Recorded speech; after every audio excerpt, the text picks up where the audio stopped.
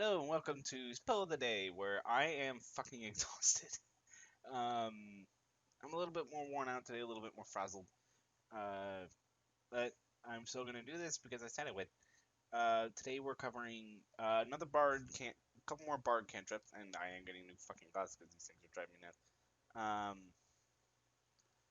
Covering a couple more bard cantrips today. We're covering two that are essentially similar enough that I'm gonna cover them at the same time. We're covering Dancing Lights and Light. Um, I'll run through the descriptions really quick. Dancing Lights first because alphabet. Um, so casting time, one action. Range 120 feet. Components: verbal, somatic, and material. So you need all three of those. You have to have a free hand. You have to be able to speak, and you have to have. Because you're a bard, you'll have your instruments. That'll be your arcane focus, or you'll need a component pouch, or just a material on hand if you're playing by those rules. Um, which, by the way, if you are, I feel sorry for you. Remembering all these materials can be annoying. Um, it is a bit of phosphorus, or witchwood, or a glowworm. Duration, concentration up to 1 minute. So if you're going through a dungeon, it can get kind of annoying. So let's think about that. You create up to 4 torch-sized lights within range. You make them appear as torches, lanterns, or glowing orbs that hover in air for the duration. You can also combine the four lights into one glowing, vaguely humanoid form of medium size. Whichever form you choose, each light sheds dim light in a 10-foot radius. As a bonus action, on your turn, you can move the lights up to 60 feet to a new spot within range. A light must be within 20 feet of another light created by the spell, and the light winks out if it exceeds that spell's range. So, you have four lights. You can only go out to 60 feet, 20 foot apart each light. So you can cover kind of a wide area. This is definitely more of a combat spell if you need to get lights out quick, and for some of your non-dark vision party to be able to see during a fight, you send out those globules and they're able to extend down. You're also you could also tell your DM, yeah, as we're going down this, I'm continuously casting dancing light to bring it back up every time it goes down.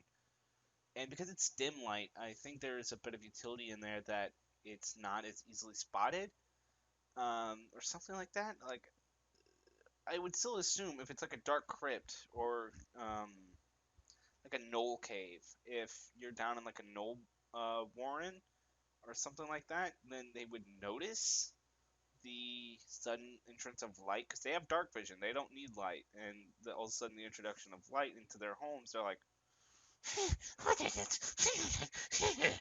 Let's go investigate." Well, of course, gnolls are also fucking stupid, so there's that. We're gonna cover the sister spell to this, which is simply called Light. This is another bard cantrip able to be used by a lot of different classes. Um, I'm gonna say this straight out: if you don't have, if someone in your party doesn't have dark vision, fine, get these spells. Otherwise, their utility is pretty limited. I guess if you're trying to scare away like a bunch of kobolds, you can put like the dancing lights up. You're like, because they don't like light. Um, uh, Light evocation cantrip, casting time, one action, range, touch. Components: verbal and material, a firefly or phosphorescent moss. Why am I not talking today? Duration 1 hour. You touch one object that is no larger than 10 feet in any dimension. Until the spell ends, the object sheds bright light in a 20-foot radius and dim light for an additional 20 feet. The light can be colored as you like, completely covering the object with something opaque blocks the light. The spell ends if you cast it again or dismiss it as an action. If you target an object held or worn by a hostile creature, the creature must succeed on a dexterity saving throw or avoid the spell. Now, someone who's in my group actually found an interesting use for this spell, which is he gets hold of like metal canisters or some sort of like something that's hollowed out or makes it, and he sticks his finger in it and he casts light. He casts light at the bottom of the thing. Flashlight. Cool. And light's really kind of underwhelming for me. Dancing lights to me has it's more useful because you can actually like tell it where to go.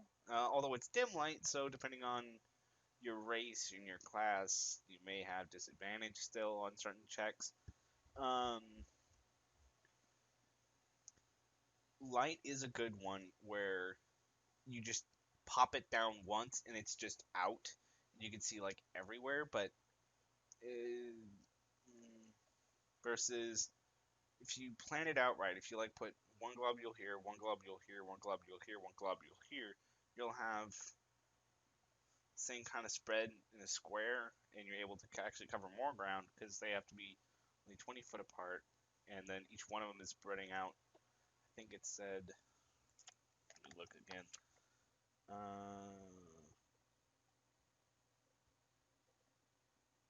10-foot radius. So yeah, I don't know. It's just me. I think Dancing Lights is a little bit better because you can actually command them to tell them where to go. Now, one creative use for light could be you run up, you smack someone's helmet, because you can do this on a creature. And if it's unwilling, then they have to make a dexterity saving throw against your spell save DC. I think it's against your spell save. Yeah, I think it just says dexterity saving throw, so I guess it's against your spell save DC. You don't have to make a grapple or attack. They just have to avoid your spell. So you could like run up and smack this on someone's helmet, and all of a sudden, I'm blind. It's like you're fighting a Death Knight. All of a sudden, the Death Knight can't hit shit because he's got this bright glowing light on his helmet. So these could be creatively used spells. They do have some utility, especially if you don't have dark vision.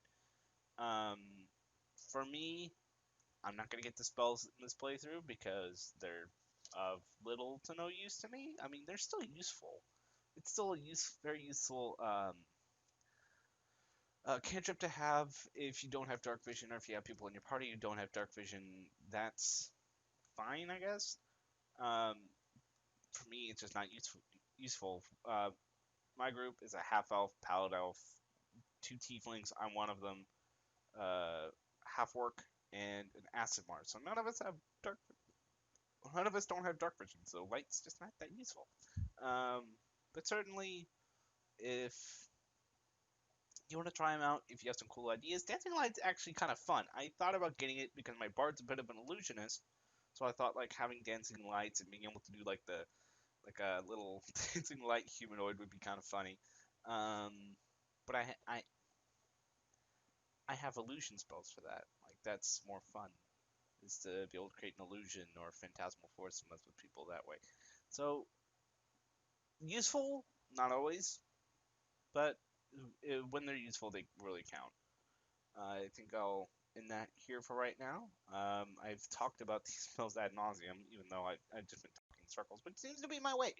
All right, well, have fun.